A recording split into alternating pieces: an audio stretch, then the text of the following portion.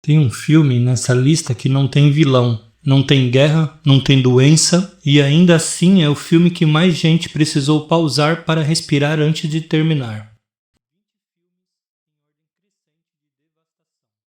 Essa lista não foi montada para impressionar, foi montada para ser honesta, porque existe uma diferença enorme entre um filme que te faz chorar por 2 minutos e um filme que fica dentro de você por semanas. A ordem aqui vai do aperto no peito até o irrecuperável. Os primeiros você ainda consegue assistir sem se preparar. Os últimos, eu recomendo que você escolha bem o dia, escolha bem a companhia e reserve um tempo depois para ficar quieto.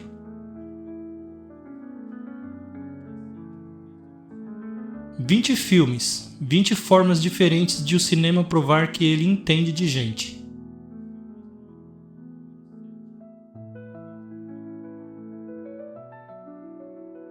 Começamos com uma animação, porque nada prepara você para a dor de crescer como um filme da Pixar. Toy Story 3, de 2010, dirigido por Lee Unkrich, nos Estados Unidos. É tecnicamente um filme para crianças, mas adultos crescidos que o assistiram sabem. Aquela cena final com Andy e os brinquedos não é sobre brinquedos, é sobre tudo que você já teve que largar para seguir em frente. A infância nunca foi tão dolorosa de contemplar.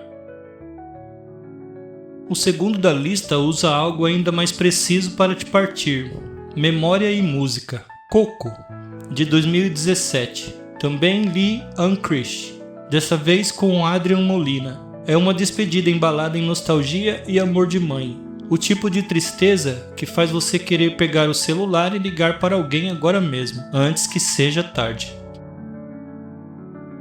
Finding Forrester, Encontrando Forrester, de 2000, com direção de Gus Van Sant, faz algo que parece impossível. Usa a amizade improvável entre um jovem e um escritor recluso para falar sobre legado, solidão e o que significa ser visto de verdade por alguém. A tristeza aqui é quieta, mas fica. E então chega o filme que muita gente considera o mais corajoso dessa lista inteira. Não pelo que mostra, mas pelo que escolhe não mostrar. A Vida é Bela, de Roberto Benigni, Itália, 1997. Um pai que usa a imaginação como escudo entre seu filho e o horror. Às vezes o amor não é suficiente, e esse filme te lembra disso com uma brutalidade poética que não tem perdão.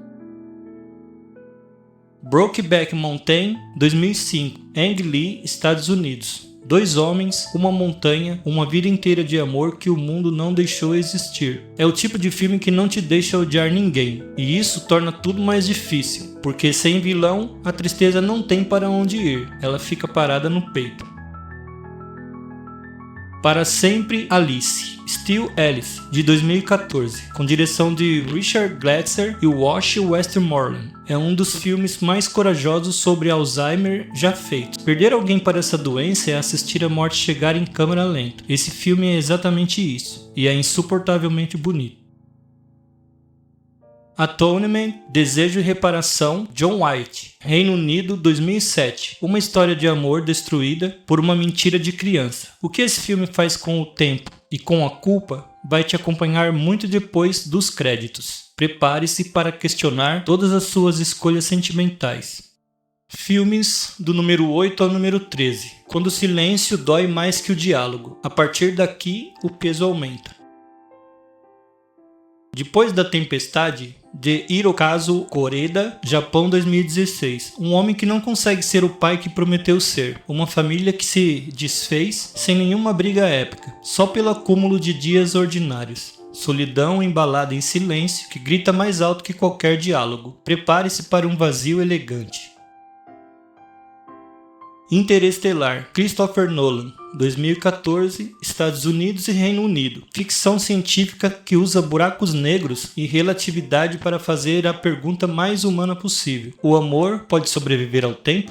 A cena dos vídeos acumulados é um dos momentos mais devastadores da ficção científica moderna. Esse filme vai te fazer duvidar de tudo. Chegamos à metade, e aqui a lista muda de caráter. Daqui em diante o choro não é opção, é consequência.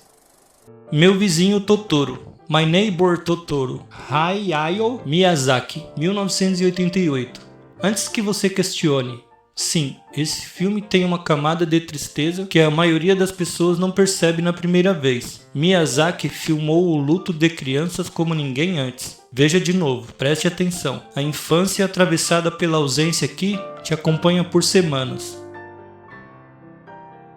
Up, Altas Aventuras, Peter Docter, Pixar 2009. Os primeiros 5 minutos desse filme fizeram mais pelo debate sobre amor, perda e envelhecimento do que a maioria dos dramas com 3 horas de duração. 2 velhinhos e uma vida inteira resumida sem uma linha de diálogo. A Pixar fez o que nenhum drama conseguiu.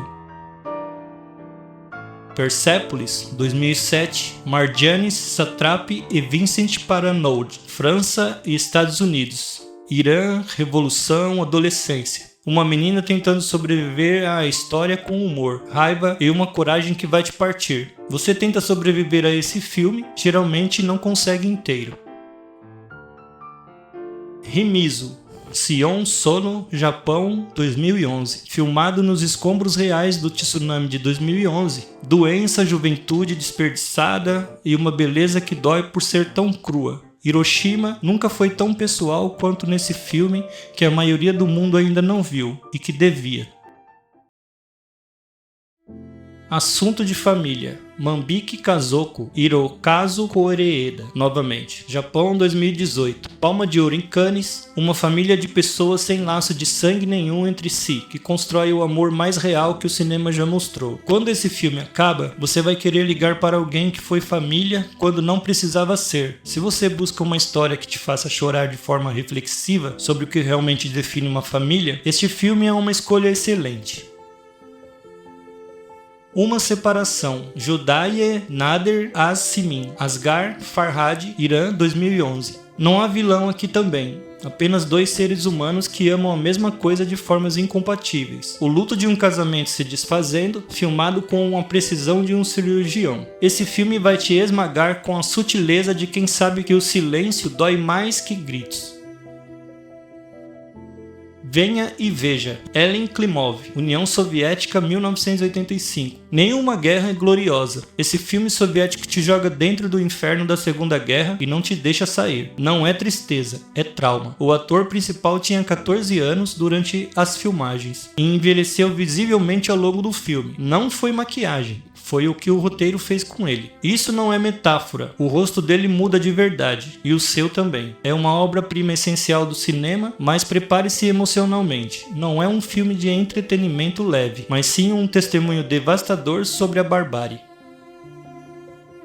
Requiem para um sonho. Requiem for a Dream, Darren Aronofsky, Estados Unidos, 2000. A adição não tem fundo. Aronofsky filma o colapso humano com uma precisão cirúrgica que não deixa saída. Para os personagens, nem para você. Esse filme não é assistido, ele é sobrevivido. É o tipo de obra que a maioria das pessoas assiste apenas uma vez na vida devido ao peso emocional. Se você estiver em um momento sensível, talvez não seja a melhor escolha agora.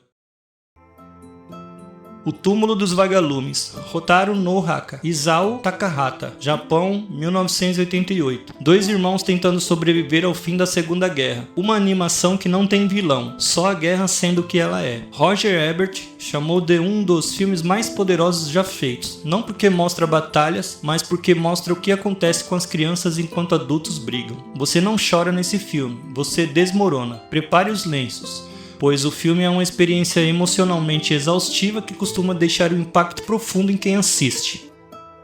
Os 2 últimos, números 19 e 20. 2 filmes restam, nenhum deles vai te poupar. A Estrada, The Road, John Hill Coat, Estados Unidos, 2009. Cormac McCarthy escreveu a dor mais crua da literatura americana e o cinema fez jus. Um pai, um filho, uma estrada apocalíptica. O que esse pai faz para proteger o filho quando o mundo acabou é a pergunta mais humana possível respondida da forma mais brutal possível. Você sai diferente desse filme. É uma obra brilhante, mas prepare o psicológico. O filme não oferece o conforto de um final feliz tradicional, focando mais na resiliência emocional do que em soluções mágicas.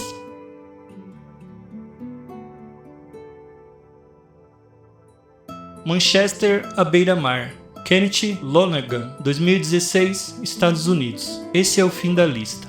Eu poderia te contar o que acontece nesse filme, mas não vou, porque parte do que torna esse filme o número 20 é que ele não te prepara. Não tem música dramática na hora certa, não tem close emocionado, calculado para te fazer chorar. Ele simplesmente mostra um homem carregando algo que ele não consegue largar, não consegue resolver e não consegue explicar. Nenhum outro filme no mundo documentou o peso do luto com essa crueldade e essa ternura ao mesmo tempo. Assista sozinho ou com alguém que você ama muito e que precisa saber disso.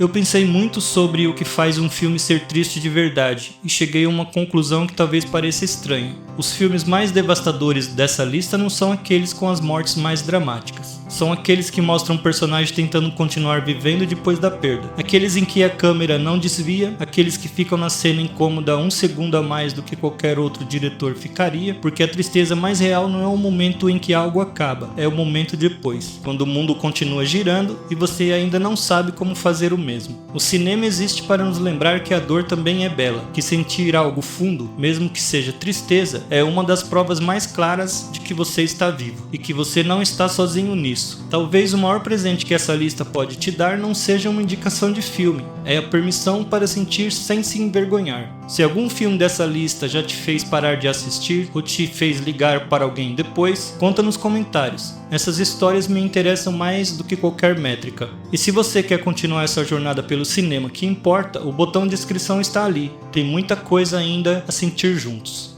Até o próximo vídeo.